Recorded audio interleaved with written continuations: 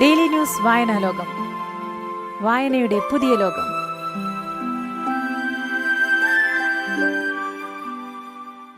നമസ്കാരം, ഞാൻ രാജൻ തുവാര.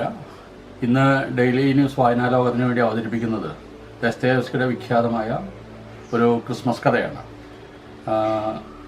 ക്രിസ്മസ് മരവും പ്രണയവുമായി ചേർത്തുള്ള മഹത്തായ ഈ കഥ എഴുതിയത് 1848-ലാണ്. അതായത് ഏകദേശം 180ഓളം കൊല്ലങ്ങൾക്ക് മുമ്പ്. ഒരു പ്രത്യേകതയുള്ള ഈ കഥ ദസ്തയേവ്സ്കി ഒരു ഔട്ട്സൈഡ് നറേറ്ററെ കൊണ്ട് വളരെ മനോഹരമായിട്ടാണ് പറഞ്ഞു പോകുന്നത്. ദസ്തയേവ്സ്കിയുടെ ഏറ്റവും ചെറിയ കഥകളിൽ ഒന്നാണിത്.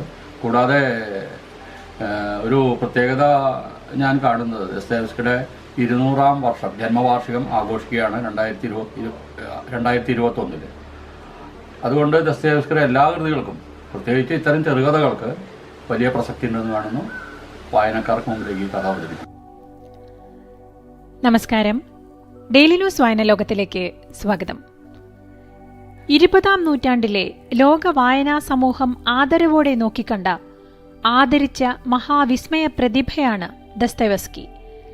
മലയാള ഭാഷാ സന്നിധിയിലും ആ സർഗാത്മക സാന്നിധ്യത്തിന് അനുവാചകർ ഏറെ. ആധുനിക കാലത്തെ പ്രക്ഷുബ്ധമായ മനുഷ്യ മനസ്സിനെ ആത്മശാന്തിയിലേക്ക് നയിക്കുന്നതിൽ ഐതിഹാസികമായ പങ്കുവഹിച്ചവയാണ് ദസ്തയേവ്സ്കിയുടെ മഹാഗ്രന്ഥങ്ങൾ. ഫിയോദോർ ദസ്തയേവ്സ്കി 1821 നവംബർ 11 മോസ്കോയിൽ ജനനം. ഫിയോദോർ 1937 അമ്മയുടെ മരണശേഷം പീറ്റേഴ്സ്ബർഗിലെ മിലിറ്ററി എഞ്ചിനീയറിംഗ് അക്കാഡമിയിൽ ചേർന്നു. മിലിറ്ററി അക്കാഡമിയിൽ പഠിക്കുമ്പോഴാണ് വിക്ടർ ഹ്യൂഗോയുടെയും ഷേക്സ്പിയറുടെയും കൃതികൾ വായിച്ചത്. സാഹിത്യത്തിലേക്കുള്ള സഞ്ചാരം ആരംഭിക്കുന്നത് ആ മഹാഗ്രന്ഥങ്ങളിലൂടെയാണ്. പഠനശേഷം ദസ്തയേവ്സ്കി 1842 ലഫ്റ്റനന്റായി സൈന്യത്തിൽ ചേർന്നു. 1843 ബെൽസാക്കിന്റെ യൂജീനി ഗ്രാൻഡേഡ് റഷ്യൻ ഭാഷയിലേക്ക് വിവർത്തനം ചെയ്തുകൊണ്ടാണ് രചനയുടെ ലോകത്തേക്ക് പ്രവേശിക്കുന്നത്. 1849 രാജ്യദ്രോഹ കുറ്റം ചുമത്തി സൈബീരിയയിലേക്ക് നാടുകടത്തപ്പെട്ട അദ്ദേഹം ഭാഗ്യം കൊണ്ടാണ് മരണത്തിൽ നിന്ന് രക്ഷപ്പെട്ടത്. വധശിക്ഷ നടപ്പാക്കുന്നതിന് മിനിറ്റുകൾക്ക് മുമ്പ് ദസ്തയേവ്സ്കിക്ക് മാപ്പു നൽകുന്നതായുള്ള ചക്രവർത്തിയുടെ കൽപ്പന എത്തിച്ചേർന്നത് ലോക സാഹിത്യത്തിനുള്ള അനുഗ്രഹ വർഷമായിട്ടാണെന്ന് നിരീക്ഷിച്ചാൽ അതിൽ യുക്തിഭംഗം കാണാനാവില്ല. വിരചിത കൃതികൾ ഓരോന്നും റഷ്യൻ സാഹിത്യത്തിനപ്പുറത്തേക്ക് വിസ്മയം പ്രസരിപ്പിക്കുന്ന ക്ലാസിക്കുകളായി തീർന്നു. കുറ്റവും ശിക്ഷയും, കാരമസോവ് സഹോദരന്മാർ, നിന്ദിതരും പീഡിതരും തുടങ്ങി എല്ലാ കൃതികളും ലോകത്തിലെ മിക്ക ഭാഷകളിലേക്കും പരിഭാഷ ചെയ്യപ്പെട്ടു. 1881 ഫെബ്രുവരി 9 ശ്വാസകോശ രോഗം മൂലം അദ്ദേഹം അന്തരിച്ചു. ഫിയോദോർ ദസ്തയേവ്സ്കിയുടെ ഒരു ക്രിസ്മസ് മരവും വിവാഹവും എന്ന കഥയാണ് ഡെയിലി ന്യൂസ് വായനാലോകത്തിൽ ഉൾപ്പെടുത്തിയിരിക്കുന്നത്.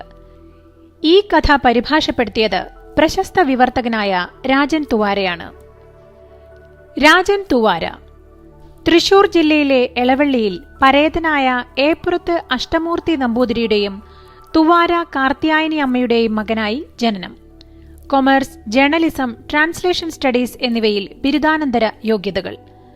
60ഓളം പരിഭാഷകളും 15ഓളം സ്വതന്ത്ര കൃതികളും രചിച്ചിട്ടുണ്ട്. കെ ദിവാകരൻ പോറ്റി പുരസ്കാരം, ഡോൺ ബുക്സ് ബഷീർ സാഹിത്യ പുരസ്കാരം, കേന്ദ്ര സാംസ്കാരിക വകുപ്പിന്റെ സീനിയർ ഫെലോഷിപ്പ് എന്നീ അംഗീകാരങ്ങൾക്ക് അർഹനായി. ആരോഗ്യവകുപ്പിൽ നിന്ന് സീനിയർ സൂപ്രണ്ടായി വിരമിച്ചു. ഇന്ന് ഡെയിലി ന്യൂസ് വായനാലോകത്തിൽ ഫിയോദോർ ദസ്തയേവ്സ്കിയുടെ ഒരു ക്രിസ്മസ് മരവും വിവാഹവും. അന്ന് ഞാനൊരു വിവാഹം കണ്ടു, അല്ല, ഒരു ക്രിസ്മസ് മരം കണ്ടുവെന്ന് പറയാനാണ് ഞാൻ ഉദ്ദേശിച്ചിരുന്നത്. വിവാഹം ഗംഭീരമായിരുന്നു, എനിക്കത് വളരെ ഇഷ്ടമായി. പക്ഷേ മറ്റേ സംഭവമാണ് അതിലും രസം. വിവാഹരാത്രികൾ എന്തുകൊണ്ട് എന്നെ ക്രിസ്മസ് രാത്രിയെക്കുറിച്ച് ഓർമ്മിപ്പിക്കുന്നുവെന്ന് എനിക്കറിഞ്ഞുകൂടാ. അന്ന് സംഭവിച്ച കാര്യങ്ങൾ ഇപ്രകാരമായിരുന്നു. കൃത്യം 5 വർഷങ്ങൾക്ക് മുമ്പുള്ള ഒരു പുതുവർഷത്തലേന്ന് ബിസിനസ് വൃത്തങ്ങളിലെ ഉന്നതനും അധികാരവൃന്ദവുമായി നല്ല ബന്ധമുള്ളവനും വലിയൊരു സുഹൃദ് വലയത്തിനുടമയും വിചിത്ര കൗതുകങ്ങളുള്ളവനുമായ ഒരു മനുഷ്യൻ അയാളുടെ വസതിയിൽ നടക്കുന്ന കുട്ടികളുടെ നൃത്തപരിപാടിയിൽ പങ്കെടുക്കാനായി എന്നെ ക്ഷണിച്ചിരുന്നു. എന്നെപ്പോലെ ഗാർഹിക കാര്യങ്ങളിൽ തട്ടിത്തടഞ്ഞ് നീങ്ങിക്കൊണ്ടിരിക്കുന്ന ഒരു മനുഷ്യൻ കൂടി അവിടെ എത്തിച്ചേർന്നിട്ടുണ്ടായിരുന്നു. അയാളാണ് അവിടെ കൂടിയിരുന്ന വ്യക്തികളിൽ ആദ്യം എന്റെ ശ്രദ്ധയാകർഷിച്ചത്. അയാളെ കണ്ടാൽ ആഭിജാത്യമുള്ള കുടുംബത്തിൽ ജനിച്ചവനാണെന്നൊന്നും തോന്നുകയില്ല. മെലിഞ്ഞ് നല്ല ഉയരമുള്ള വെടുപ്പായി വസ്ത്രം ധരിച്ച അയാൾ ഗൗരവഭാവം പുലർത്തിയിരുന്ന ആളായിരുന്നില്ല. ആ മുറിയിലെ ഒരു മൂലയിൽ ചെന്നിരുന്ന നിമിഷം തന്നെ അയാളുടെ മുഖത്തെ പുഞ്ചിരി അപ്രത്യക്ഷമായി. അയാളുടെ കനത്ത പുരികങ്ങൾ ചുളിഞ്ഞു. ആതിഥേയനെയല്ലാതെ അവിടെയുണ്ടായിരുന്ന മറ്റാരെയും അയാൾക്ക് പരിചയമുണ്ടായിരുന്നില്ല. മടുപ്പുകൊണ്ട് അയാൾ മരിച്ചു പോകുമോ എന്ന് പോലും എനിക്ക് തോന്നി. പക്ഷേ അവസാനം വരെയും എല്ലാം ആസ്വദിക്കുന്ന മട്ടിലായിരുന്നു അയാളുടെ ഇരിപ്പ്. അയാൾ ഒരു പ്രവിശ്യയുടെ അധികാരിയാണെന്നും വളരെ പ്രധാനപ്പെട്ട ഏതോ കാര്യവുമായി ബന്ധപ്പെട്ട് ആ പട്ടണത്തിലെത്തിയതാണെന്നും ആതിഥേയനെ ഒരു ശുപാർശക്കത്ത് നൽകാനായി അയാൾ ആ വീട്ടിലെത്തിയതാണെന്നും ആദരവ് കൊണ്ടാണ് ആതിഥേയൻ ആ മനുഷ്യനെ കുട്ടികളുടെ നൃത്തപരിപാടിയിലേക്ക് ക്ഷണിച്ചതെന്നും പിന്നീട് എനിക്ക് മനസ്സിലായി. അവിടെ ഉണ്ടായിരുന്നവരാരും ആ മനുഷ്യനോടൊത്ത് ചീട്ട് കളിച്ചില്ല. ആരും അയാൾക്ക് ചുരുട്ടു വലിക്കാൻ കൊടുത്തില്ല. അയാളോട് ആരും സംസാരിച്ചില്ല. ഒരുപക്ഷെ ആളുകൾക്ക് ആ പക്ഷിയെ അതിന്റെ തൂവലിന്റെ നിറം കണ്ടപ്പോൾ തന്നെ മനസ്സിലായി കാണും. അങ്ങനെ നമ്മുടെ ആ മാന്യൻ സ്വന്തം കൈകൾ കൊണ്ട് എന്തു ചെയ്യണമെന്നറിയാതെ ആ സായാഹ്നം മുഴുവൻ തന്റെ കൃതാവിൽ തടവിക്കൊണ്ടിരുന്നു. അയാളുടെ കൃതാവുകൾക്ക് നല്ല ഭംഗിയുണ്ടായിരുന്നു. ഈ ലോകത്തിൽ മനുഷ്യനു മുമ്പേ കൃതാവുകൾ പിറന്നിരുന്നുവെന്നും അവയെ തലോടുന്നതിനായി അതിന്റെ പിന്നാലെ മനുഷ്യൻ ജനിക്കുകയാണുണ്ടായതെന്നുമുള്ള മട്ടിൽ വളരെ ജാഗ്രതയോടെയാണ് അയാൾ ആ കൃതാവിൽ തലോടിക്കൊണ്ടിരുന്നത്. അവിടെയുണ്ടായിരുന്ന മറ്റൊരു അതിഥി കൂടി എന്നിൽ കൗതുകമുണർത്തി. പക്ഷേ ആ മനുഷ്യൻ അല്പം കൂടി വ്യത്യസ്തനായിരുന്നു. ശ്രേഷ്ഠനായ ഒരു മനുഷ്യൻ. ആളുകൾ അയാളെ ജൂലിയൻ മസ്താക്കോവിച്ച് എന്ന് വിളിച്ചു. ആദ്യത്തെ നോട്ടത്തിൽ തന്നെ അയാൾ ഒരു വിശിഷ്ടാതിഥിയാണെന്ന് തോന്നിപ്പോകും. കൃതാവുകാര മനുഷ്യനുള്ള അതേ ബന്ധം തന്നെ അയാൾക്കും ആതിഥേയനും തമ്മിലുണ്ട്. ആതിഥേയനും പത്നിയും അയാളെ പരിചരിക്കുന്ന കാര്യത്തിൽ പ്രത്യേകം ശ്രദ്ധിച്ചു. അയാളുടെ മുന്നിൽ പഞ്ചപുച്ഛമടക്കി നിന്ന് ആതിഥേയൻ അവിടെ വരുന്ന ആളുകളെ അയാൾക്ക് പരിചയപ്പെടുത്തിക്കൊടുത്തു. പക്ഷേ അവരിൽ ആർക്കും അയാളെ പരിചയപ്പെടുത്തിക്കൊടുത്തില്ല. ഇത്ര ആനന്ദകരമായ ഒരു സായാഹ്നം വളരെ അപൂർവമായേ തനിക്ക് ലഭിച്ചിട്ടുള്ളൂവെന്ന് ജൂലിയൻ മസ്താക്കോവിച്ച് അഭിപ്രായപ്പെട്ടപ്പോൾ ആതിഥേയന്റെ കണ്ണുകളിലെ കണ്ണീർ തിളക്കം ഞാൻ കണ്ടു. എന്തോ ഈ വിശിഷ്ടാതിഥിയുടെ സാന്നിധ്യം എനിക്ക് അസ്വസ്ഥതയുളവാക്കി. അതുകൊണ്ട് അവിടെയുണ്ടായിരുന്ന കുട്ടികളുമായി സല്ലപിച്ച ശേഷം ഞാൻ വിജനമായ ഒരു മുറിയിലേക്ക് പോന്നു. ആ മുറിയുടെ പകുതി ഭാഗം ഒരു സംഗീത പാഠശാലയായിരുന്നു. അതിന്റെ ഒരു വശത്ത് നിരത്തിയിട്ട കസേരകളിലൊന്നിൽ ഞാനിരുന്നു. അവിടെയുണ്ടായിരുന്ന കുട്ടികൾ ആരെയും ആകർഷിക്കുന്ന തരത്തിലുള്ളവരായിരുന്നു. മുതിർന്നവരെ അനുകരിക്കാൻ അമ്മമാരും ഗവർണസുമാരും കുട്ടികളെ നിർബന്ധിച്ചുവെങ്കിലും അവർ അതിന് വിസമ്മതിച്ചു. ഒരു ക്ഷണമാത്രയിൽ അവർ അവിടെയുണ്ടായിരുന്ന ക്രിസ്മസ് മരത്തിന്റെ അവസാനത്തെ ചില്ലയും വേർപെടുത്തി. കളിക്കോപ്പുകൾ മുഴുവനും അവർ ആ സമയത്തിനുള്ളിൽ തകർത്തു കഴിഞ്ഞിരുന്നു. ഏത് കളിക്കോപ്പ് ആരുടേതെന്നറിയാനുള്ള സാവകാശം പോലും അവർക്ക് ലഭിച്ചില്ല. അവരിലൊരു ആൺകുട്ടി വളരെ സുന്ദരനായിരുന്നു. കറുത്ത കണ്ണുകളും ചുരുണ്ട മുടിയുമായിരുന്നു അവനെ. തന്റെ കയ്യിലുണ്ടായിരുന്ന മരം കൊണ്ടുള്ള കളിത്തോക്ക് അവൻ പലതവണ എന്റെ നേർക്ക് ഉന്നം പിടിച്ചു. പക്ഷേ അതിലുമേറെ ശ്രദ്ധ പിടിച്ചുപറ്റിയത് 11 വയസ്സുള്ള കാമദേവതയെപ്പോലെ മനോഹരിയായ അവന്റെ സഹോദരിയാണ്.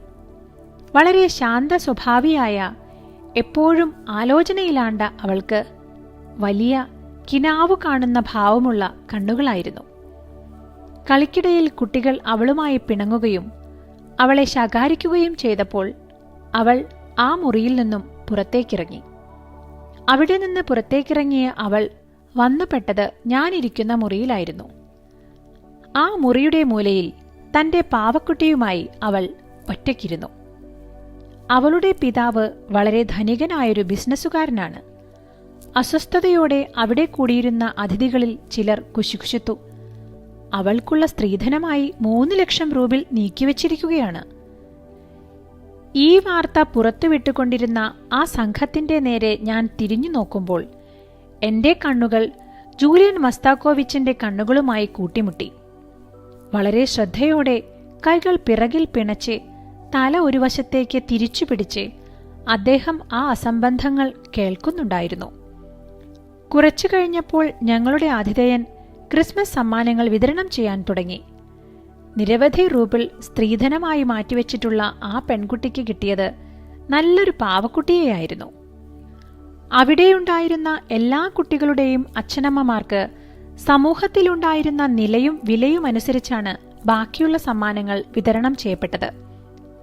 അവസാനത്തെ ചെറുക്കനെ മെലിഞ്ഞ ചുവന്ന തലമുടിയുള്ള 10 വയസ്സുകാരനെ കിട്ടിയത് പ്രകൃതിയെ ആസ്പദമാക്കിയുള്ള ഒരു കഥാപുസ്തകമാണ്.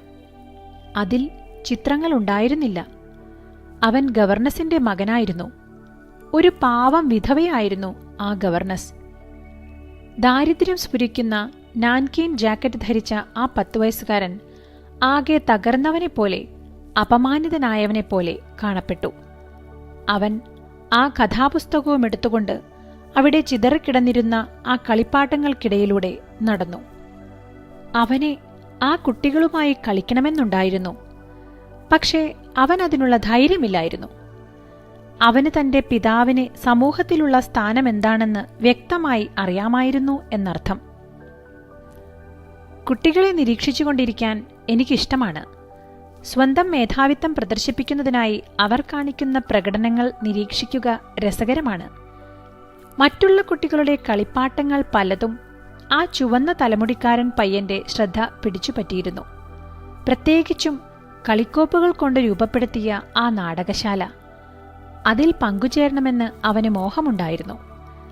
അതിനായി മറ്റു കുട്ടികളുടെ അംഗീകാരം നേടാനുള്ള കഠിന ശ്രമത്തിലേർപ്പെട്ടു അവൻ. പുഞ്ചിരിച്ചുകൊണ്ട് അവൻ അവരുമൊത്ത് കളിക്കുവാൻ തുടങ്ങി. അവന്റെ കൈവശമുണ്ടായിരുന്ന ഒരേയൊരു ആപ്പിൾ പോക്കറ്റ് നിറയെ മിഠായി കുത്തിനിറച്ച് നടന്നിരുന്ന തുടുത്ത കവിളുള്ള ഒരു കുട്ടിച്ചാത്തനെ നൽകി. മറ്റൊരു ചെറുക്കനെ ആനപ്പുറം കളിപ്പിക്കുന്നതിനായി അവൻ ആനയായി നിന്നുകൊടുത്തു. അവനിതെല്ലാം ചെയ്തത് ആ നാടകശാലയിൽ അവരുമൊത്ത് കളിക്കുന്നതിനു വേണ്ടി മാത്രമായിരുന്നു. പക്ഷെ പെട്ടെന്നാണ് ആ മുതിർന്ന മനുഷ്യൻ അവന്റെ നേരെ ചാടി വീണ് അവനെ പലതവണ തല്ലിയത്. കരയാൻ പോലുമുള്ള ധൈര്യം ആ ചെറുക്കന് കിട്ടിയില്ല. ആ സമയം ഗവർണസ് അവിടേക്ക് വന്നു. മറ്റു കുട്ടികളുമായി കളിക്കാൻ നിൽക്കാതെ അവിടെ നിന്നും മാറിപ്പോകുവാൻ അവർ അവനോട് പറഞ്ഞു. ഞാനും ആ പെൺകുട്ടിയും ഇരുന്ന മുറിയിലേക്കാണ് അവൻ പതുങ്ങി എത്തിച്ചേർന്നത്. അവൾ അവനെ തന്റെ അടുത്തിരിക്കാൻ ക്ഷണിച്ചു. അവർ രണ്ടുപേരും ചേർന്ന് അവളുടെ കയ്യിലുണ്ടായിരുന്ന ആ വിലപിടിപ്പുള്ള പാവക്കുട്ടിയെ അണിയിച്ചൊരുക്കുവാൻ തുടങ്ങി. ഏകദേശം അരമണിക്കൂർ കഴിഞ്ഞു കാണും. ഞാൻ ഏതാണ്ട് മയങ്ങി തുടങ്ങിയിരുന്നു. ആ സംഗീത പാഠശാലയിലിരുന്നു കൊണ്ട് ഞാൻ ആ ചുവന്ന തലമുടിക്കാരൻ പയ്യനും വലിയ സ്ത്രീധനത്തിനുടമയായ ആ പെൺകുട്ടിയും തമ്മിലുള്ള കൊച്ചുവർത്തമാനം കേട്ടുകൊണ്ടിരിക്കുന്നതിനിടയിൽ പെട്ടെന്നാണ് ജൂലിയൻ മസ്താക്കോവിച്ച് ആ മുറിയിലേക്ക് കടന്നുവന്നത്. ആ മുറിയിൽ കളിച്ചുകൊണ്ടിരുന്ന കുട്ടികളുടെ ഒച്ച സഹിക്കാൻ വയ്യ എന്ന ഉപായത്തിലാണ് അദ്ദേഹം ഞാനിരിക്കുന്ന ആ മുറിയിലേക്ക് കടന്നുവന്നത്. ആ പെൺകുട്ടിയുടെ പിതാവും ജൂലിയൻ മസ്താക്കോവിച്ചും തമ്മിൽ കുറച്ചു മുമ്പ് ആകാംക്ഷയോടെ എന്തോ സംസാരിക്കുന്നത് ആ മുറിയുടെ ഒറ്റപ്പെട്ട മൂലയിലിരുന്നു കൊണ്ട് എനിക്ക് കാണാൻ കഴിഞ്ഞു. അല്പനേരം മുമ്പ് മാത്രമാണ് അവർ തമ്മിൽ പരിചയപ്പെട്ടത്. അയാൾ അവിടെ അനങ്ങാതെ നിന്ന് എന്തോ പിറുപിറുത്തുകൊണ്ട് എണ്ണം പിടിക്കുന്നതുപോലെ വിരലുകൾ മടക്കുകയും നിവർത്തുകയും ചെയ്തുകൊണ്ടിരുന്നു. 300, 300, 11, 12, 13, 16, 5 വർഷം കൊണ്ട്. ശരി, 4% മതി എന്നുവെച്ചാൽ തന്നെ 12ന്റെ 5 ഇരട്ടി, അതായത് 60. 5 വർഷം കൊണ്ട് അത്, അതെ, 400 ആകും. പക്ഷേ ആ കള്ളക്കുറുക്കനെ 4% പോരായിരിക്കും. അവൻ 8%, അല്ലെങ്കിൽ ഒരു പക്ഷേ 10 പോലും കിട്ടും. 500 വിചാരിക്കാം. 500,000, അതായത് 5 ലക്ഷം. ഏറ്റവും കുറഞ്ഞത് അത്രയെങ്കിലും ഉറപ്പാണ്. അതിനു മുകളിലുള്ളതെല്ലാം പോക്കറ്റ് മണി. ആ പെൺകുട്ടിയെ ഒളിഞ്ഞു നോക്കി മൂക്ക് ചീറ്റി അയാൾ അവിടെ ചുറ്റിപ്പറ്റി നിന്നു. ചെടികളുടെ മറപറ്റി അയാളുടെ ശ്രദ്ധയിൽ നിന്ന് ഒഴിഞ്ഞു മാറി ഞാൻ അവിടെ ഇരുന്നു. ആവേശം കൊണ്ട് അയാൾ വിറയ്ക്കുന്നതുപോലെ എനിക്ക് തോന്നി. ഒരുപക്ഷെ ആ കണക്കുകൂട്ടലുകളായിരിക്കും അയാളെ അസ്വസ്ഥനാക്കിയത്. കൈപ്പടങ്ങൾ പരസ്പരം ഉരച്ച് ഒരു വശത്തുനിന്നും മറ്റൊരു വശത്തേക്ക് തുള്ളിത്തുള്ളി നടക്കവേ അയാൾ കൂടുതൽ ആവേശഭരിതനായിക്കൊണ്ടിരുന്നു. അവസാനം തന്റെ ആവേശം നിയന്ത്രിച്ചുകൊണ്ട് അയാൾ അനങ്ങാതെ നിന്നു. തന്റെ ഭാവി വധുവിന്റെ നേരെ എന്തോ നിശ്ചയിച്ചുറപ്പിച്ചതുപോലെ അയാൾ ഉറ്റുനോക്കി. അവളുടെ അടുത്തേക്ക് ചെല്ലാൻ ആഗ്രഹിച്ചെങ്കിലും ചുറ്റുപാടും നിരീക്ഷിച്ചുകൊണ്ട് അയാൾ അവിടെ തന്നെ നിന്നു. പിന്നെ അല്പനിമിഷങ്ങൾക്ക് ശേഷം കുറ്റബോധം നിറഞ്ഞ മനസാക്ഷിയുമായി അയാൾ ആ കുഞ്ഞിന്റെ അടുത്തേക്ക് പതിയെ കടന്നു ചെന്ന് അവളുടെ നെറ്റിയിൽ ചുംബിച്ചു. അയാളുടെ ആ പ്രവൃത്തി തികച്ചും അപ്രതീക്ഷിതമായിരുന്നതിനാൽ അപായ സൂചന മുഴക്കും പോലെ അവൾ ഉറക്കെ നിലവിളിച്ചു. എന്താ മോളെ നീ ഇവിടെ ചെയ്യുന്നത്? അവളുടെ കവിളിൽ നുള്ളിക്കൊണ്ട് അയാൾ ചോദിച്ചു. ഞങ്ങൾ കളിക്കുകയാണ്. ഈ ചെറുക്കനോടൊപ്പമോ? ഗവർണസിന്റെ മകനു നേരെ അവജ്ഞയോടെ നോക്കി ജൂലിയൻ മസ്തോക്കോവിച്ച് ചോദിച്ചു. നീ ആ സ്വീകരണമുറിയിൽ പോയി കളിക്കേ, അയാൾ ആ ചെറുക്കനോട് ആജ്ഞാപിച്ചു. ഒന്നും മിണ്ടാതെ ചെറുക്കൻ ആ മനുഷ്യന്റെ നേരെ കണ്ണുകൾ വിടർത്തി നോക്കി. ജാഗ്രതയോടെ ഒരു വട്ടം കൂടി ചുറ്റും നോക്കിയ ശേഷം ജൂലിയൻ മസ്തോക്കോവിച്ച് അവളുടെ നേരെ കുനിഞ്ഞു. എന്ത് സമ്മാനമാണ് മോളെ നിനക്ക് കിട്ടിയത്? ഒരു പാവക്കുട്ടിയാണോ? അതെ സർ, നേർത്ത കരച്ചിലിന്റെ സ്വരത്തിൽ അവൾ പറഞ്ഞു. അവളുടെ കൺപുരികം ചുളിഞ്ഞു. ഒരു പാവക്കുട്ടി? മോളെ, പാവക്കുട്ടിയെ എന്തുകൊണ്ടാണ് ഉണ്ടാക്കുന്നതെന്ന് നിനക്കറിയാമോ? ഇല്ല സർ, വളരെ പതിഞ്ഞ സ്വരത്തിൽ അങ്ങനെ പറഞ്ഞുകൊണ്ട് അവൾ തലകുനിച്ചു. എന്റെ പൊന്നെ, കീറത്തുണി കൊണ്ടാണ് പാവയെ ഉണ്ടാക്കുന്നത്. എടാ ചെറുക്ക, നീ ആ സ്വീകരണമുറിയിൽ പോയി ആ പിള്ളേരോടൊപ്പം കളിക്കേ, ആ ചെറുക്കനെ രൂക്ഷമായി നോക്കിക്കൊണ്ട് ജൂലിയൻ മസ്താക്കോവിച്ച് പറഞ്ഞു. ആ 2 കുട്ടികളും അയാളെ നോക്കി മുഖം ചുളിച്ചു. അവർ 2 പേരും പരസ്പരം കെട്ടിപ്പിടിച്ച് ഒട്ടും പിരിയാനാവാത്തതുപോലെ അവിടെയിരുന്നു. എന്തുകൊണ്ടാണ് അവർ നിനക്ക് പാവയെ തന്നതെന്നറിയാമോ? വളരെ നേർത്ത ശബ്ദത്തിൽ ജൂലിയൻ മസ്താക്കോവിച്ച് അവളോട് ചോദിച്ചു. ഇല്ല. മറ്റൊന്നും കൊണ്ടല്ല, നീ ഒരു നല്ല കുട്ടിയാണ്. ഈ ആഴ്ച മുഴുവനും നീ ഏറ്റവും നല്ല കുട്ടിയാണ്. അത് പറഞ്ഞു തീർന്നതോടെ ജൂലിയൻ മസ്താക്കോവിച്ച് ക്ഷോഭത്തിന്റെ വിസ്ഫോടനത്തിൽപ്പെട്ടതുപോലെ കാണപ്പെട്ടു. ചുറ്റും നോക്കി വളരെ ലോലമായ, പതിഞ്ഞ, കേൾക്കാൻ ബുദ്ധിമുട്ടുള്ള സ്വരത്തിൽ ആവേശത്തോടെ അതേസമയം അക്ഷമയോടെ അയാൾ ചോദിച്ചു. ഞാൻ നിന്റെ മാതാപിതാക്കളെ വന്ന് കണ്ടാൽ നിനക്കെന്നോട് സ്നേഹം തോന്നുമോ ഓമനെ? ആ ചെറിയ സുന്ദരിപ്പെണ്ണിനെ ചുംബിക്കാൻ അയാൾ ഒരു ശ്രമം നടത്തി. പക്ഷേ പെൺകുട്ടി കരച്ചിലിനടുത്തെത്തിക്കഴിഞ്ഞുവെന്ന് ആ ചെറുക്കന് മനസ്സിലായി. അവൻ അവളുടെ കൈപിടിച്ച് സഹതാപപുരസരം ഉറക്കെ ഏങ്ങലടിച്ചു. അത് ആ മനുഷ്യനെ ക്ഷുഭിതനാക്കി. കടന്നുപോടാ, കടന്നുപോടാ ചെക്ക, അടുത്ത മുറിയിൽ പിള്ളേരോടൊപ്പം പോയി കളിക്കടാ. അവൻ പോവണ്ട, അവൻ പോവുന്നത് എനിക്കിഷ്ടമല്ല, പെൺകുട്ടി നിലവിളിച്ചു. അവനെ വിട്, അവനെ വിട്. അവൾ കരയാൻ തുടങ്ങി. ഇടനാഴിയിൽ ആരുടെയോ കാൽപ്പെരുമാറ്റം കേട്ടു. പരിഭ്രമിച്ചുപോയ ജൂലിയൻ മസ്താക്കോവിച്ച് തന്റെ ആദരനിർഭരമായ ശരീരം നേരെയാക്കി നിവർന്നു നിന്നു. ചുവന്ന തലമുടിയുള്ള ചെറുക്കനെ കൂടുതൽ ഭയം തോന്നിത്തുടങ്ങിയിരുന്നു. അവൻ പെൺകുട്ടിയുടെ കൈവിട്ട് ചുമരിലൂടെ ഉരസി നീങ്ങി സ്വീകരണമുറിയുടെ ഭക്ഷണമുറിയിലേക്ക് രക്ഷപ്പെട്ടു. മറ്റുള്ളവരുടെ ശ്രദ്ധയിൽ നിന്ന് അകന്നു മാറുവാൻ ജൂലിയൻ മസ്താക്കോവിച്ച് ഭക്ഷണമുറിയിലേക്ക് രക്ഷപ്പെട്ടു. ചെമ്മീനെപ്പോലെ ചുവന്നിരുന്നു അയാൾ. കണ്ണാടിയിൽ പ്രതിഫലിച്ച സ്വന്തം രൂപം അയാളിൽ അമ്പരപ്പ് നിറച്ചു. സ്വന്തം അക്ഷമയിലും ആർത്തിയിലും അയാൾ അലോസരപ്പെട്ടു. സ്വന്തം അന്തസ്സിനും വ്യക്തിത്വത്തിനും വേണ്ടത്ര പരിഗണന നൽകാതെയുള്ള കണക്കുകൂട്ടലുകൾ അയാളെ ഉന്മത്തനാക്കി. ഒരു സാധനത്തെ ലക്ഷ്യം വെച്ചു നീങ്ങുന്ന ഒരു ആൺകുട്ടിയുടെ അത്യാർത്തി നിറഞ്ഞ ഉത്കണ്ഠയിലേക്ക് അതയാളെ നയിച്ചുകൊണ്ടിരുന്നു. ഇപ്പോൾ അതയാൾ ഉദ്ദേശിക്കുന്ന തരത്തിലുള്ള വസ്തുവല്ല. 5 വർഷം കഴിഞ്ഞാൽ മാത്രമേ അതൊരു ഉപയുക്ത വസ്തുവായി രൂപപ്പെടുകയുള്ളൂ. ഞാൻ ആ മനുഷ്യനെ ഭക്ഷണമുറിയിലേക്ക് അനുധാവനം ചെയ്തു. വളരെ രസകരമായ ഒരു കളിയാണ് എനിക്കവിടെ കാണാൻ കഴിഞ്ഞത്. ദേഷ്യം കൊണ്ട് ചുവന്നു തുടുത്ത ജൂലിയൻ മസ്തോക്കോവിച്ചിന്റെ കണ്ണുകൾ വിഷലിപ്തമായിരുന്നു. ചുവന്ന തലമുടിക്കാരൻ ചെക്കനെ അയാൾ ഭീഷണിപ്പെടുത്തിയതോടെ അവൻ ഓരോ മുറിയിലേക്കും ഓടിക്കൊണ്ടിരുന്നു.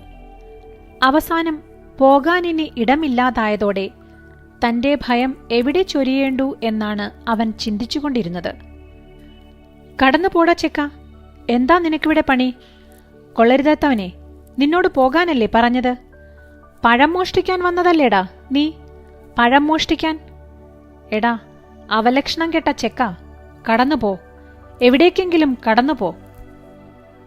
പേടിച്ചുപോയ ആ ചെറുക്കൻ ഗത്യന്തരമില്ലാതെ അവസാനത്തെ ആശ്രയമെന്ന മട്ടിൽ പെട്ടെന്ന് ഒരു മേശക്കടിയിലേക്ക് നൂണ്ടു. അവനെ പീഡിപ്പിച്ചിരുന്ന ആ മനുഷ്യൻ തീർത്തും ക്ഷുഭിതനായി. തന്റെ കേശയിൽ നിന്നും ലിനൻ കൊണ്ടുള്ള ഒരു വലിയ തൂവാല വലിച്ചെടുത്ത് ഒരു ചാട്ട പോലെയാക്കി ആഞ്ഞു വീശിക്കൊണ്ട് അവനെ അവിടെ നിന്ന് ഓടിക്കുവാൻ അയാൾ ശ്രമിച്ചുകൊണ്ടിരുന്നു. ജൂലിയൻ മസ്തോക്കോവിച്ച് മേധസ്സുമുറ്റിയ മനുഷ്യനായിരുന്നു. കനത്ത ശരീരവും നല്ലപോലെ ആഹാരം കഴിച്ചു ചീർത്ത കുടവയറും തുറിച്ചു നിൽക്കുന്ന കവിളുകളുമുള്ള അയാളുടെ കാൽവണ്ണകൾ കടലമണി പോലെ ഉരുണ്ടു മുഴുത്തതായിരുന്നു. അയാൾ കിതയ്ക്കുകയും വിയർക്കുകയും നെഞ്ചിലേക്ക് ഊതുകയും ചെയ്തുകൊണ്ടിരുന്നു. ആ ചെറുക്കനോടുള്ള അയാളുടെ അനിഷ്ടം അത്രയ്ക്ക് രൂക്ഷമായിരുന്നു. അയാൾ ശരിക്കും ഒരു ഭ്രാന്തനെ പോലെ അവനോട് പെരുമാറാൻ തുടങ്ങി. ഞാൻ ഹൃദയം നിറഞ്ഞ് ചിരിച്ചു. ജൂലിയൻ മസ്തോക്കോവിച്ച് തിരിഞ്ഞു നോക്കി. ഒരു നിമിഷ നേരത്തേക്കെങ്കിലും അയാൾ പൂർണ്ണമായും കുഴമറിയിൽ പെട്ടുപോയി. അയാൾ സ്വന്തം പ്രസക്തിയും ആഭിജാത്യവും മറന്ന പോലെ കാണപ്പെട്ടു. ആ സമയം ഞങ്ങളുടെ ആതിഥേയൻ ഇടനാഴിയിൽ പ്രത്യക്ഷപ്പെട്ടു. ചെറുക്കൻ മേശയുടെ അടിയിൽ നിന്നും പുറത്തുവന്ന് തന്റെ കാൽമുട്ടും കൈമുട്ടുകളുമെല്ലാം തുടയ്ക്കാൻ തുടങ്ങി. ഒരു ചാട്ട പോലെ ഞാത്തിപ്പിടിച്ചിരുന്ന കൈത്തൂവാല ജൂലിയൻ മസ്തോക്കോവിച്ച് മൂക്ക് തുടയ്ക്കുവാനായി ഉയർത്തി. ആതിഥേയൻ ഞങ്ങളെ 3 പേരെയും സംശയത്തോടെ നോക്കി. പക്ഷെ പെട്ടെന്ന് ഈ ലോകത്തെക്കുറിച്ച് നല്ല ഗ്രഹിതമുള്ളവനെപ്പോലെ സന്ദർഭത്തിനനുസരിച്ച് അയാൾ ചുവടുമാറ്റി. തന്റെ വിശിഷ്ടാതിഥിയെ കയ്യിലെടുത്താൽ അയാളിൽ നിന്നും ലഭിച്ചേക്കാവുന്ന ആനുകൂല്യങ്ങൾ പിടിച്ചെടുക്കാനെന്ന മട്ടിൽ ആതിഥേയൻ പറഞ്ഞു. ഞാൻ നേരത്തെ പറഞ്ഞത് ഈ ചെറുക്കനെക്കുറിച്ചാണ്. ചുവന്ന തലമുടിയുള്ള ആൺകുട്ടിയെ ചൂണ്ടി അയാൾ പറഞ്ഞു. അവനുവേണ്ടി താങ്കൾ എന്തെങ്കിലും സഹായം ചെയ്യുമെന്ന് പ്രതീക്ഷിക്കുവാനുള്ള സ്വാതന്ത്ര്യം ഞാൻ എടുത്തു. ഓ, സ്വന്തം നിയന്ത്രണത്തിലൊന്നുമല്ലാത്ത ഒരു മനുഷ്യനെപ്പോലെ ജൂലിയൻ മസ്തോക്കോവിച്ച് പ്രതിവചിച്ചു. ഇവൻ ഞങ്ങളുടെ ഗവർണസിന്റെ മകനാണ്. അഭ്യർത്ഥനയുടെ സ്വരത്തിൽ ആതിഥേയൻ തുടർന്നു. ഒരു പാവം സ്ത്രീ, വളരെ സത്യസന്ധനായിരുന്ന ഒരു ഉദ്യോഗസ്ഥന്റെ പത്നി. അതുകൊണ്ടാണ് ഞാൻ താങ്കൾക്ക് പറ്റുമെങ്കിൽ. സാധ്യമല്ല, സാധ്യമല്ല, ജൂലിയൻ മസ്തോക്കോവിച്ച് പൊടുന്നനെ വിളിച്ചു പറഞ്ഞു. ഫിലിപ്പ് അലക്സിയേവിച്ച്, ദയവായി താങ്കൾ എന്നോട് ക്ഷമിക്കണം. എനിക്കതിന് സാധിക്കുകയില്ല. ഞാൻ അതിനെക്കുറിച്ച് അന്വേഷണം നടത്തിക്കഴിഞ്ഞു. അവന് പറ്റിയ തസ്തികകളൊന്നും ഒഴിഞ്ഞു കിടപ്പില്ല. ഇതിലുമേറെ അർഹതയുള്ള 10 പേരുടെ അപേക്ഷകൾ വേറെ കിടക്കുന്നുണ്ട്. ഞാൻ ഖേദിക്കുന്നു. മോശമായി പെരുമാറുന്ന വൃത്തികെട്ട ഒരു ചെറുക്കനാണിവനെന്ന് ഞാൻ പറയുന്നു, ജൂലിയൻ മസ്തോക്കോവിച്ച് പറഞ്ഞു. പോടാ വിടുന്ന്. നീ എന്തിനാ ഇനിയും ഇവിടെ നിൽക്കുന്നത്? നീ പോയി മറ്റു പിള്ളേരുടെ കൂടെ കളിക്ക്. സ്വയം നിയന്ത്രിക്കാൻ കഴിയാതായപ്പോൾ അയാൾ തല ഒരു വശത്തേക്ക് തിരിച്ചു പിടിച്ചു. എനിക്ക് സ്വയം നിയന്ത്രിക്കാനായില്ല. അയാളുടെ മുഖത്തു നോക്കി ഞാൻ പൊട്ടിച്ചിരിച്ചു. ഈ ചെറുപ്പക്കാരൻ ഏതാണെന്ന് എനിക്ക് കേൾക്കാവുന്നത്ര ഉച്ചത്തിൽ തന്നെ അയാൾ ആതിഥേയനോട് ചോദിച്ചു. അവർ തമ്മിൽ എന്തോ പിറുപിറുത്ത് എന്നെ തീർത്തും അവഗണിക്കുന്ന മട്ടിൽ ആ മുറിയിൽ നിന്ന് പുറത്തേക്ക് നടന്നു. ഞാൻ കുലുങ്ങിച്ചിരിച്ചുകൊണ്ട് സ്വീകരണമുറിയിലേക്ക് ചെന്നു. ആ മഹത് വ്യക്തി നിരവധി മാതാപിതാക്കളുടെയും ആതിഥേയരുടെയും മധ്യത്തിൽ നിറഞ്ഞു നിന്നുകൊണ്ട് ഒരു സ്ത്രീയുമായി പരിചയപ്പെടുകയായിരുന്നു. ആ സ്ത്രീ ആ ധനികയായ പെൺകുട്ടിയുടെ കയ്യിൽ പിടിച്ചിരുന്നു. ജൂലിയൻ മസ്താക്കോവിച്ച് ആ പെൺകുട്ടിയെ വാ തോരാതെ പുകഴ്ത്തിക്കൊണ്ടിരുന്നു. ആ പെൺകുട്ടിയുടെ സൗന്ദര്യത്തെക്കുറിച്ചും കഴിവുകളെക്കുറിച്ചും വശ്യതയെക്കുറിച്ചും അവളുടെ ചൊല്ലുവിളിയെക്കുറിച്ചും പറഞ്ഞുകൊണ്ടിരുന്ന അയാൾ അവളുടെ അമ്മയെയും പുകഴ്ത്തി. അതെല്ലാം കേട്ടുനിന്ന ആ അമ്മയ്ക്ക് സന്തോഷം കൊണ്ട് കണ്ണീരടക്കാനായില്ല. അതേസമയം ഒരു നറുപുഞ്ചിരിയോടെ അവളുടെ പിതാവ് ആഹ്ലാദം പ്രകടിപ്പിച്ചു. ആഹ്ലാദം ഒരു പകർച്ചവ്യാധിയെപ്പോലെയായിരുന്നു. എല്ലാവരും അതിൽ പങ്കുപറ്റി. ആ സംഭാഷണങ്ങൾക്ക് ശല്യമില്ലാതിരിക്കാനായി കുട്ടികൾ കളി നിർത്തിവെച്ചു. അന്തരീക്ഷം അസ്വസ്ഥത കൊണ്ട് പൂരിതമായി. ആ ധനികയായ അമ്മ തന്റെ ഹൃദയത്തിൽ ആഴങ്ങളിൽ നിന്ന് വരുന്ന ഭവ്യതയുടെ അകമ്പടിയോടെ ജൂലിയൻ മസ്താക്കോവിച്ചിനോട് അദ്ദേഹം ഒരിക്കൽ അവരുടെ വീട്ടിലേക്ക് ചെല്ലുമോ എന്നും ചെല്ലുകയാണെങ്കിൽ അതവർക്ക് ഒരു ബഹുമതിയായിരിക്കുമെന്നും പറയുന്നത് ഞാൻ കേൾക്കുകയുണ്ടായി. കലവറയില്ലാത്ത ആവേശത്തോടെ ജൂലിയൻ മസ്താക്കോവിച്ച് ആ ക്ഷണം സ്വീകരിക്കുന്നതും ഞാൻ കേട്ടു. അതിനുശേഷം അവിടെ കൂടിയിരുന്ന അതിഥികൾ മാന്യമായി ഔചിത്യത്തോടെ പിരിഞ്ഞുപോയി. ആളുകൾ അവരുടെ സ്വരത്തിൽ അഭിവന്ദ്യത കലർത്തി ആ ബിസിനസ്സുകാരനെയും അയാളുടെ മകളെയും, വിശിഷ്യ ജൂലിയൻ മസ്താക്കോവിച്ചിനെയും സ്തുതിക്കുന്നത് എനിക്ക് കേൾക്കാമായിരുന്നു. അദ്ദേഹം വിവാഹിതനാണോ? ജൂലിയൻ മസ്താക്കോവിച്ചിന്റെ അടുത്തു നിന്നിരുന്ന എന്റെ ഒരു പരിചയക്കാരനോട് ഞാൻ ചോദിച്ചു. ജൂലിയൻ മസ്താക്കോവിച്ച് അതിരൂക്ഷമായി എന്നെ നോക്കി. ഇല്ല, എന്റെ ഔചിത്യം, അത് മസ്താക്കോവിച്ചിനെ ലക്ഷ്യം വെച്ചുള്ളതായിരുന്നു. കണ്ടു നടുങ്ങിയ ആ പരിചയക്കാരൻ പറഞ്ഞു. കുറച്ചു കാലം മുമ്പ് ഞാൻ പള്ളിയുടെ മുന്നിലൂടെ കടന്നു പോകുമ്പോൾ ഒരു വിവാഹ ചടങ്ങിൽ പങ്കെടുക്കാനായി അവിടെ കൂടിയിരുന്ന ആളുകളുടെ എണ്ണം കണ്ട് അന്തം വിട്ടുപോയി. അല്പം ഉഷ്ണം കൂടുതലുള്ള ദിവസമായിരുന്നു അത്. ചെറിയൊരു ചാറ്റൽ മഴ താഴേക്ക് തിരുവാനുള്ള തയ്യാറെടുപ്പിൽ നിൽക്കുകയായിരുന്നു. ആ ജനക്കൂട്ടത്തിനിടയിലൂടെ ഞെങ്ങി ഞെരുങ്ങി ഞാൻ പള്ളിയുടെ അകത്തേക്ക് കടന്നു ചെന്നു. വളരെ വിലപിടിപ്പുള്ള വസ്ത്രം ധരിച്ച നവവരൻ, നല്ല ഒത്ത കുടവയറും വട്ടമുഖവും മേധസ്സുറ്റിയ ശരീരവുമുള്ള ആളായിരുന്നു. അയാൾ അവിടെയെല്ലാം ഓടി നടന്ന് ഓരോ നിർദ്ദേശങ്ങൾ നൽകിക്കൊണ്ടിരുന്നു. വധു വരുന്നുണ്ടെന്ന് ആരോ വിളിച്ചു പറഞ്ഞു. ഞാൻ ആ ജനക്കൂട്ടത്തിനിടയിലൂടെ നൂണ്ടു കടന്നു. വസന്തം കഷ്ടിച്ച് പച്ച പിടിച്ചുകൊണ്ടിരുന്ന ഒരു സുന്ദരിയായിരുന്നു അവൾ. പക്ഷേ ആ സുന്ദരിയുടെ മുഖം വല്ലാതെ വിളറിയിരുന്നു. അവളുടെ കണ്ണുകൾ കരഞ്ഞതുമൂലം ചുവന്നിരുന്നു. അവളുടെ മുഖത്തെ ഓരോ രേഖയും അവളുടെ സൗന്ദര്യത്തിന്റെ സവിശേഷമായ പ്രാധാന്യവും ഗാംഭീര്യവും സൂചിപ്പിച്ചു. ആ ഗാംഭീര്യത്തിന്റെയും വ്യാകുലതയുടെയും ഇടയിലൂടെ ആ പെൺകുട്ടിയുടെ നിഷ്കളങ്കത വഴിഞ്ഞുകൊണ്ടിരുന്നു. പ്രകടിപ്പിക്കുവാൻ സാധിക്കാത്ത വിധം കൃത്രിമമായ അസ്വസ്ഥത ജനിപ്പിക്കുന്ന എന്തോ ഒന്ന് അവളുടെ മുഖത്തുണ്ടായിരുന്നു. വാക്കുകളിലൊതുങ്ങാത്ത അവളുടെ മുഖത്തെ ഭാവം കാരുണ്യത്തിനുവേണ്ടി യാചിക്കുന്നതുപോലെ എനിക്ക് തോന്നി. അവൾക്ക് 16 വയസ്സേ ആയിട്ടുള്ളൂ എന്ന് ആളുകൾ പറയുന്നത് ഞാൻ കേട്ടു. ഞാൻ ആ നവവധുവിനെ സൂക്ഷ്മമായി നിരീക്ഷിച്ചു. പെട്ടെന്ന് ജൂലിയൻ മസ്താക്കോവിച്ച് എന്റെ ശ്രദ്ധയിലേക്ക് കടന്നുവന്നു. കഴിഞ്ഞ 5 വർഷമായി ഞാൻ അയാളെ കണ്ടിട്ടില്ലായിരുന്നു. ഞാൻ വീണ്ടും ആ നവവധുവിനെ നിരീക്ഷിച്ചു.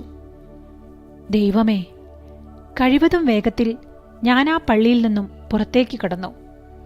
വധുവിന്റെ സ്വത്തിനെക്കുറിച്ച്, 5 ലക്ഷം റൂബിൾ വരുന്ന അവളുടെ സ്ത്രീധന തുകയെക്കുറിച്ച് ആളുകൾ കുശുകുശുക്കുന്നത് ഞാൻ കേട്ടു. പോക്കറ്റ് മണിയെക്കുറിച്ചും അവർ പറയുന്നുണ്ടായിരുന്നു. അപ്പോൾ അയാളുടെ കണക്കുകൂട്ടലുകൾ ശരിയായിരുന്നു. തെരുവിലേക്ക് നൂണ്ടുകടക്കുമ്പോൾ ഞാൻ ആലോചിച്ചു. ഇതോടുകൂടി രാജൻ തുവാര പരിഭാഷപ്പെടുത്തിയ ഫിയോദോർ ദസ്തവസ്കിയുടെ ഒരു ക്രിസ്മസ് മരവും വിവാഹവും എന്ന കഥ ഇവിടെ പൂർണ്ണമാകുന്നു. ഇനി മറ്റൊരു കഥയുമായി അടുത്ത ദിവസം. ഞങ്ങളുടെ വീഡിയോകൾ നിങ്ങൾക്ക് ലഭ്യമാകാൻ മലയാളം ഡെയിലി ന്യൂസ് എന്ന യൂട്യൂബ് ചാനൽ സബ്സ്ക്രൈബ് ചെയ്യുക. നോട്ടിഫിക്കേഷനായി ബെല്ലൈക്കൺ അമർത്തുക. ഒപ്പം നിങ്ങളുടെ അഭിപ്രായങ്ങളും എഴുതി അറിയിക്കുക.